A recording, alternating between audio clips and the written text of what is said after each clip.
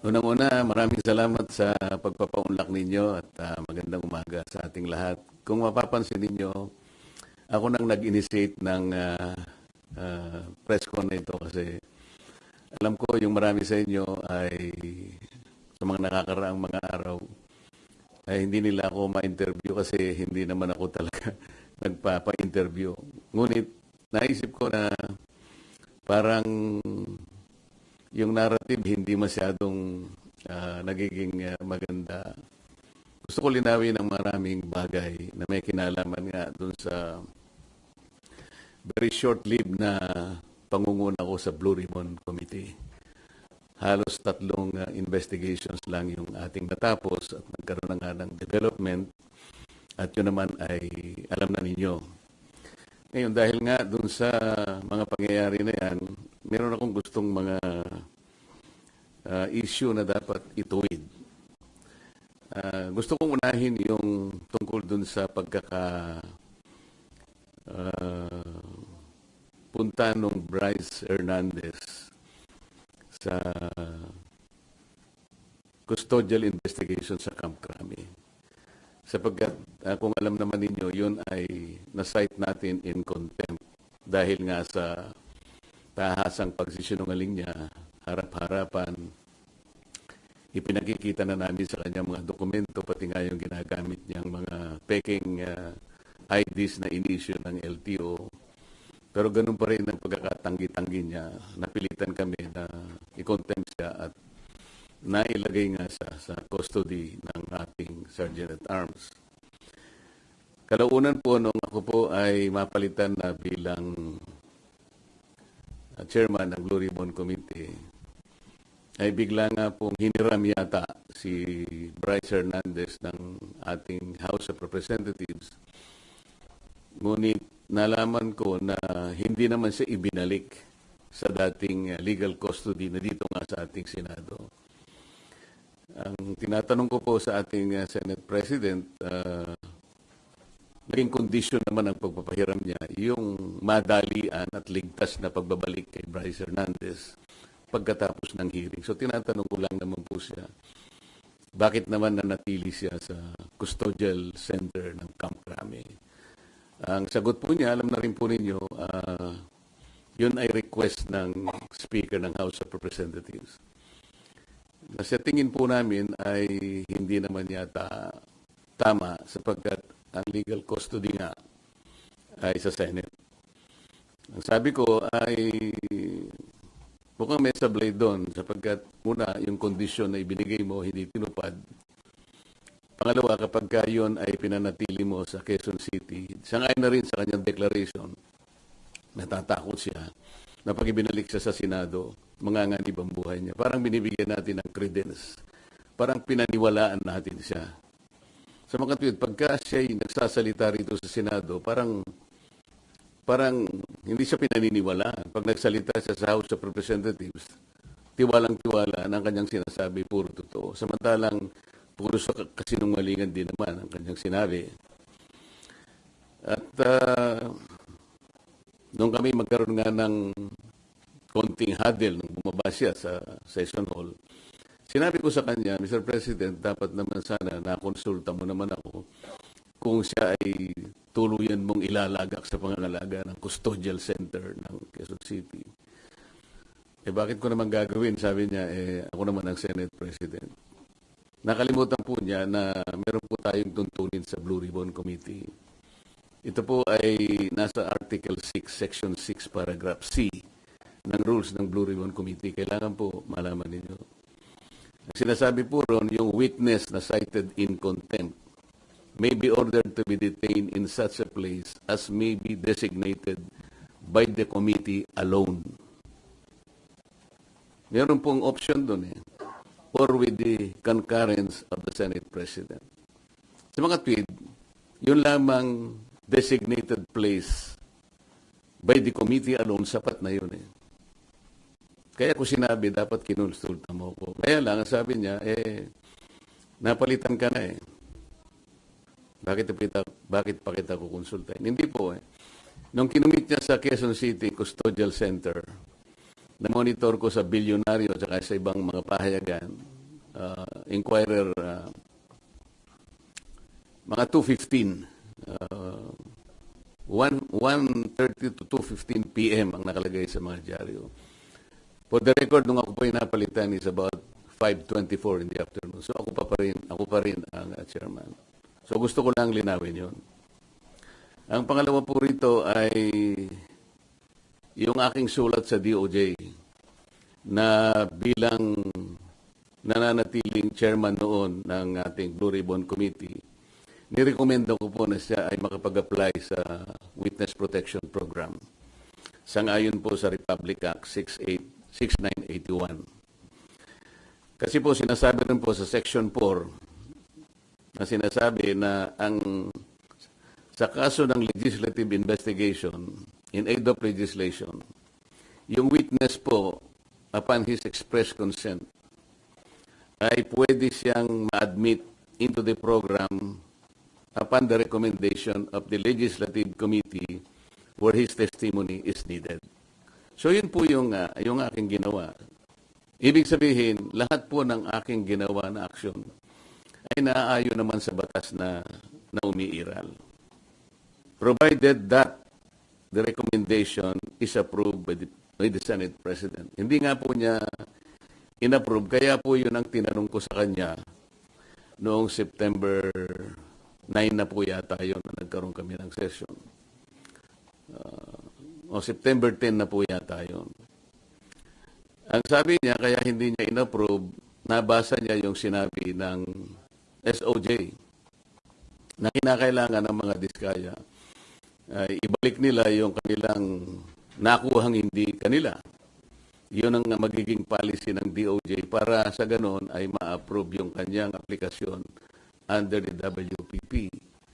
Nagtaka nga po ako kung bakit ganon ang sinabi ng ating SOJ sapagkat linggo, isang araw bago pasimulan natin yung pangatlong investigation, nagkausap po kami.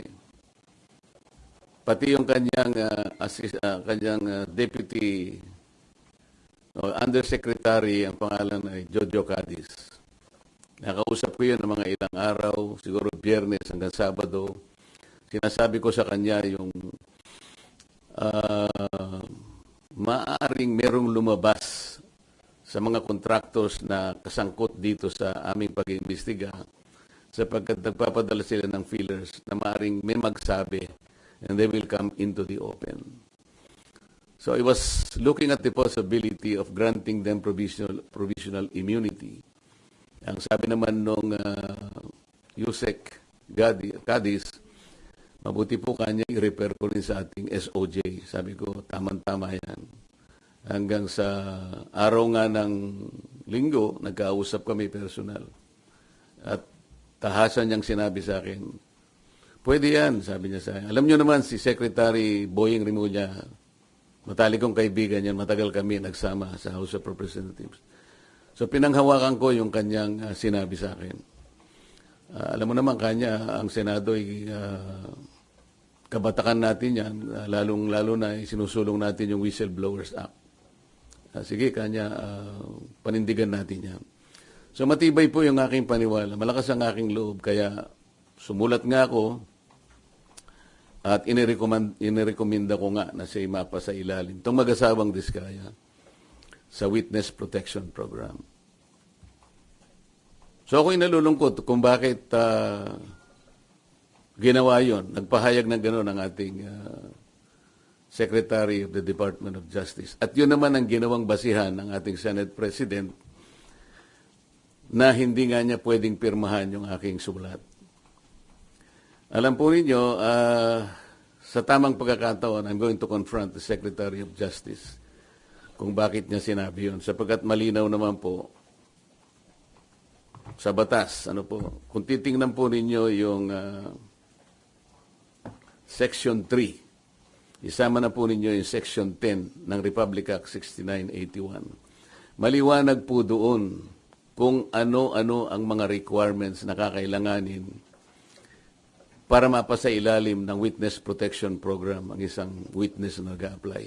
Hindi po kasama doon yung restitution na kanyang binabanggit, na magbabalik ka pa ng kung ano-ano sa gobyerno. Unang-una po, nasa pag-iimbestiga pa lang po tayo eh. Kanino kukunin at paano i-determine yung halaga na ibabalik ng mga diskaya kung sakasakali? Wala po sa tuntunin ng batas. Ang ilan po sa mga requirements kung bakit ka magkukwalify sa witness protection. Yun pong offense na kung saan kakailanganin ng testimony is a grave felony. Ito po kasi ay naharap nila dito kung sakasakali ay plunder. So grave po yun eh. Yung testimony po ay substantially corroborated in its material points. Sinasabi ng mga diskaya, meron po kaming dokumento eh. Dapat sana tuntunin nila. Meron po kaming mga ledger. Hindi naman nila inahanap kung nasa ng mga ledgers. Dapat yun ang tanongin nila sa mga diskaya. Ang miyembro niya, siya o ang miyembro ng pamilya up to the second civil degree by consanguinity or affinity ay nasa threats, tinatakot. Maaari silang mamatay. Maaari silang puwersahin, takutin. Ito po yung mga requirements lang eh. At hindi siya law enforcement. Sa Section 10, sinasabi rin, ang walang ibang direct evidence na maglilink sa mga iba. Kung kakailanganin mo ang kanyang testimony, isa sa requirement yun eh. Na sila they are not the most guilty. At hindi pa sila na-convict ng krimen involving moral turpitude. So makikita po ninyo rito, yung restitution na sinasabi ng Secretary of Justice, na yun naman ang pinagbasihan ng Senate President, hindi po kasama sa requirements para lang ikaw ay makapag-apply under the Witness Protection Program. Bakit po bumaligtad ang Secretary of Justice? Ngayon po, sinasabi ni Senate President, nagmamadali daw po ako na mabigyan sila ng Witness Protection Program. Yun po yung sinasabi ng batas eh. Pag hiningi nila with their consent, sapagkat nanganganib ang buhay niya, hindi ka magmamadali. Ilalagay ko po ba sa kamay ko ang kaligtasan ng mag-asawa na yun? Sila po ay nagkusa, gumawa ng salaysay. At kung malalagay ang kanilang buhay sa alanganin, sa peligro, sa kamatayan, hindi ko hihintayin na dumating yun. Gagawin ko yung katungkulan ko sa ilalim ng batas. Kung sinasabi nila nagmamadali ako, maaaring nagmamadali ako sapagkat yun ang kailangan para sila'y mailigtas. Sir, kaya niyo ba siya ini-apply sa protection program? Sa tingin niyo ba, nagsasabi ng totoo yung mag-asawang diskaya? Kasi may mga observation na parang selective ang kanya lang pinangalanan, yung samantalang year 2016 pa, as early as 2016, nag-DDPWH projects na sila, pero parang wala siyang pinangalanan doon sa... Yung tanong mo kung pinaniwalaan ko, sinabi. Kaya that's beside the point eh. It's not for me to render judgment doon sa kanyang sworn statement. Iyon ang kanyang sworn statement. At sinabi niya roon na nanganganib po yung buhay ko namin dahil sa lumabas po kami na ganito. At bukod doon, bago siya gumawa ng isang sworn statement, minabuti ko para masiguro ko na talagang voluntaryo ang kanyang gagawin. Sabi ko sa emissary niya, pasulatin mo siya sa akin kahit na handwritten note na talagang voluntaryo niyang gagawin at kung bakit niya gagawin yun. Nasatisfy ako doon sa kanyang sulat. Kaya sabi ko, sige, sabihin niyo sa kanila, gumawa sila ng sworn statement. Hindi para sa akin na i-judge yung sworn statement. Ito will form part of the proceedings na pagdating ng araw, ito ay gagamitin po ng korte. Mahaba pong proseso ito eh. The Senate President already rendered judgment doon sa sworn statement. Dapat hindi po gano'n eh. Wala po kaming karapatan husgahan ang sworn statement ng isang taong gustong magpahayag ng kanilang saloobin. May kinalaman sa pag-iimbestiga nito. Pero sir, yung decision nyo na gawin siyang state witness... Hiningi po niya yun. At nasa batas po na kinakailangang ibigay sapagkat nanganganib nga yung buhay niya sang-ayon sa kanilang pahay. Nakikita ko rin po Sa tahanan nila, pinagbababato sila. Ano po ang gagawin ng isang chairman ng Blue Ribbon Committee? Sir, nakonsulta daw po ba yung mga miyembro ng Blue Ribbon o yun ay sariling decision nyo, sir? Paano kung kukonsultahin? Hindi ko nga alam kung maglalabas sila ng sworn statement. Nung ibigay nila sa akin yon, gabi ng linggo, nung makuha ko yung in a sealed envelope. Wala na akong pagkakataon na bigyan ko ng kopya ang aking mga kasama. So dahil magsisimula ng alas 9, doon ko inihayag yung sworn statement.